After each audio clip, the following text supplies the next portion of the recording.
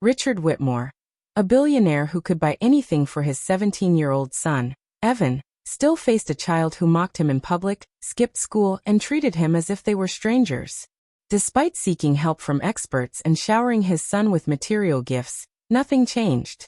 These gifts gathered dust, and whispers about his inability to control his son followed him everywhere. It wasn't until the old maid, Margaret, watched Richard break down after yet another failed attempt at bonding that she spoke the truth no one else dared to voice. From that moment, things began to shift. Before we continue, if this is your first time watching one of our videos, we'd love for you to subscribe. Your support means the world to us, and it helps us share even more compelling stories. Stick with us until the end, and if this story touches you, feel free to share your thoughts in the comments and pass it along to a friend. Now let's begin. The Whitmore mansion sprawled across the hillside like a fortress made of glass and stone.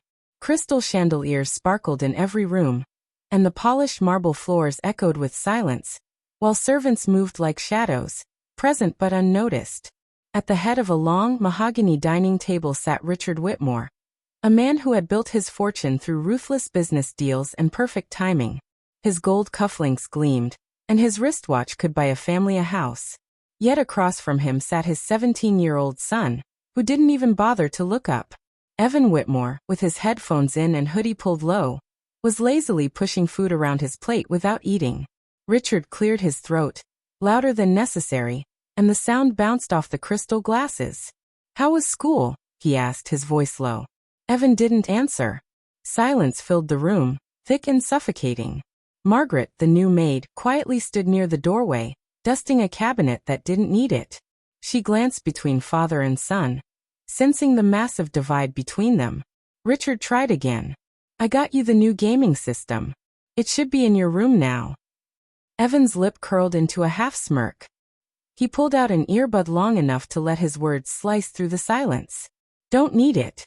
Won't play it." Then, without another glance, he popped the earbud back in, building an invisible wall between them. From the hallway, two staff members whispered as they passed by. "The kid's spoiled." "Rotten," one muttered. "Maybe he's just lonely," the other suggested. Richard overheard the conversation. The words stung, but he kept his jaw clenched and his gaze fixed on his son, who chewed slowly, almost daring him to try again. Despite having all the wealth in the world, Richard had never felt so poor. Richard Whitmore was a man who had never heard the word no. In boardrooms, his presence was unquestioned. In courtrooms, his wealth shaped reality. Yet under his own roof, his son treated him like a stranger.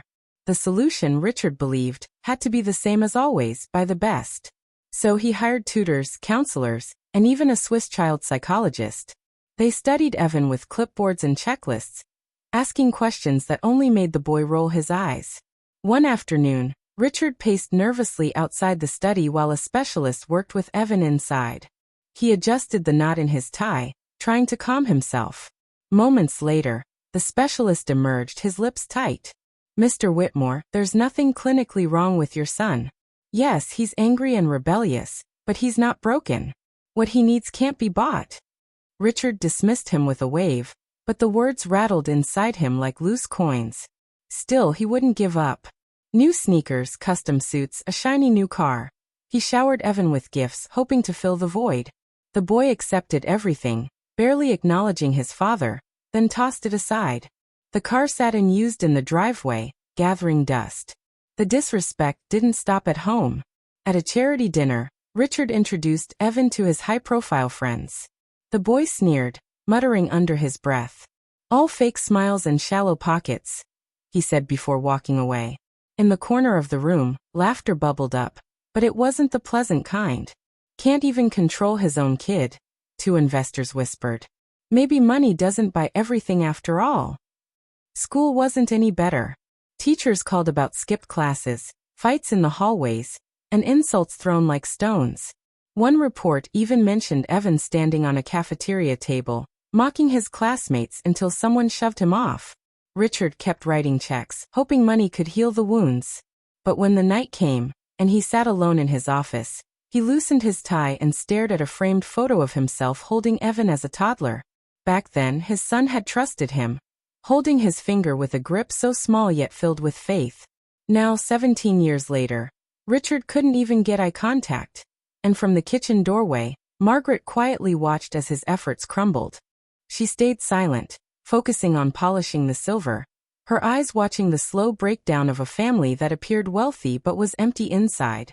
By spring, Richard had exhausted all his attempts. Every morning began in the same way. Chauffeurs waiting by the gleaming gates, staff moving mechanically, and Evan drifting through it all like a shadow in a hoodie. So Richard came up with one final plan.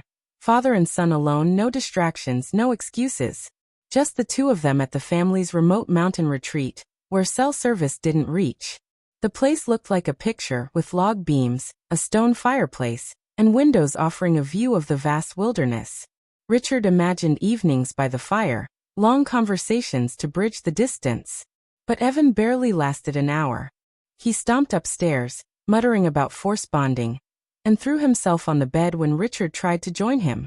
The boy put in his earbuds, blasting music so loud it shook the floorboards. The next morning, Evan was gone, walking down the trail with his hoodie pulled tight, hands in his pockets, no note left behind. Richard found him an hour later by the lake, tossing stones alone. The boy didn't acknowledge him, didn't care. That night, Richard sat in a leather chair by the fire, the crackling flames barely audible, and whispered words no one had ever heard him say before. Maybe he just doesn't love me. The words tasted bitter.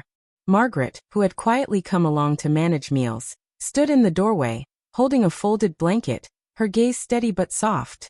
"Sir," she began, her voice carrying the weight of many years, "you keep giving him everything except what he really needs." Richard looked at her, confused. "What does that mean?" She walked into the room, placing the blanket down carefully. "These gifts you're buying him, they won't matter if you're not really there. Not just in presence, but in your time." Richard let out a short, defensive laugh. "I've been there. I took him here, didn't I? I spend money, I spend time." "No, sir." She interrupted him softly but firmly. "You spend money, not time. You've been everywhere except beside him. Meetings, flights, handshakes. Meanwhile, your son has been raising himself." The fire crackled, but Richard couldn't tear his gaze away from her. His throat tightened, realizing how few had spoken to him so directly, especially not an employee. But Margaret didn't flinch. She simply adjusted the sleeve of her faded cardigan, letting the silence settle. For the first time, Richard felt the weight of truth heavier than any deal he'd ever signed. The ride back from the mountains was quiet. Richard kept his hand on the wheel, the other resting uselessly on the console, while Evan stared out the window, earbuds in, his expression a wall. Back at the estate, Richard paced around his office, Margaret's words echoing in his mind. "You've been everywhere except beside him." The phrase stuck to him like smoke. That night, he found himself standing outside Evan's door. For years he had knocked once, left a gift bag and walked away. Tonight he knocked, then entered without anything to offer but his presence. Evan was sketching something on his desk. When Richard walked in, the boy stiffened, eyes sharp, expecting yet another empty gesture. But Richard didn't reach into his pockets. Instead, he sat in the chair across from him, cleared his throat and awkwardly said, "Hey, what are you working on?" Evan narrowed his eyes. "Why?" "No reason. Just curious." Silence. Evan turned back to his sketching. Richard stayed. He didn't speak, didn't check his phone, he simply stayed. As the minutes passed, he noticed things he had never paid attention to before. The way Evan's foot tapped when he was focused. The way his hair curled at the back of his neck, just like it had when he was 5. Hours later, Evan muttered, not looking up. "You weren't there. Not when Mom left. Not when I needed you." Richard's throat tightened. Normally, he would have defended himself, talked about work, money, and survival. But Margaret's voice guided him. "Listen. Not to answer, not to argue, just listen." So that's what he did. He nodded, swallowed, and said nothing. The boy's hand trembled as he shaded the sketch. "I hated those gifts. They just reminded me you didn't care enough to sit here." Richard blinked hard, fighting back tears he hadn't shed in years. The next evening he tried again. He asked Evan to play chess. The boy rolled his eyes but sat down. By the third match, they were laughing at Richard's awkward moves. On Saturday morning, Richard burned the pancakes. The smoke alarm went off, and both of them doubled over in laughter as Margaret waved a dish towel at the smoke, shaking her head. It wasn't perfect, it wasn't immediate, but something had changed. For the first time in years, they were no longer strangers living under the same roof. Margaret watched from the hallway, a faint smile tugging at her lips. She had shown Richard the way, and now he was finally using it. Weeks passed, and the Whitmore estate no longer felt cold and lifeless. Laughter filled the hallways, where silence had once reigned. Evan's teachers called with good news this time, not about fights but improvements. He was attending classes, handing in assignments, even apologizing to students he had once mocked. The boy who once sneered at authority now sat in the front row, asking questions that surprised everyone. At home, dinner time was different. Richard no longer filled the space with awkward business talk or expensive gifts. Instead, he asked about Evan's day, and more importantly, he listened. Sometimes Evan spoke for 5 minutes, sometimes only one, but every word felt real. One evening, Richard invited some close friends over for a small dinner. The last time Evan had sat with them, he'd thrown insults like daggers. This time, though, he shook hands, spoke confidently, and even cracked a joke that made everyone laugh. Richard's friends raised their eyebrows in surprise from the side. 2 waiters whispered as they cleared plates. "The kid's a different person. Maybe the father changed first."